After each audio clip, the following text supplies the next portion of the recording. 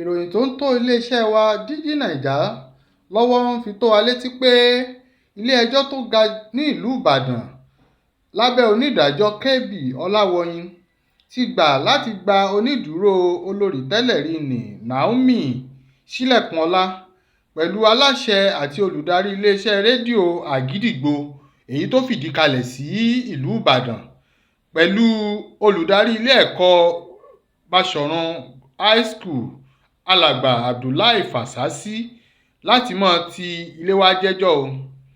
Ilé-ẹjọ́ gba onídùúró wọn ní iye mílíọ̀nù 10 náírà pẹ̀lú onídùúró méjì ẹnìkọ̀ọ̀kan.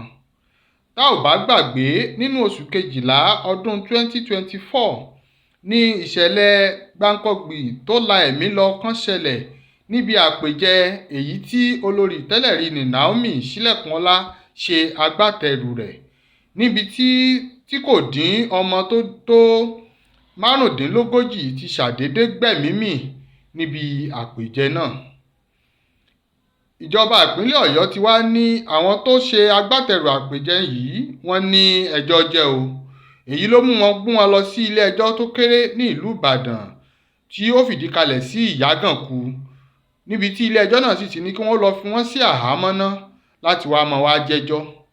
Ṣùgbọ́n báyìí wọ́n ti di ẹni òmìnira láti máa ti ilé wa jẹ́jọ́ nígbà tí ilé ẹjọ́ náà sì sún ìgbẹ́jọ́ síwájú. The battleground will shift to the High Court because ideally this court has no jurisdiction on a matter like this.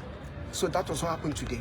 Essentially, if the defendants have been here today, possibly their plea could have been taken, but you also saw it, they were not here today. So it's difficult for anybody. They have to be there physically to take their plea, whether guilty or not guilty, before we move to the second phase of the battle. Is there any information to why they were not here? Well, it is left to the jailers. We actually expected they would be here. And of course, you know, a lot is happening at the same time. At the High Court, the ruling on the bill someone we filed last week, the ruling is being made at the High Court. Lawyers we have to distribute ourselves so that we can cover the grounds, because we have a duty before the court today at the magistrate court in Yagon. That's why we are here. Some other lawyers are at the High Court.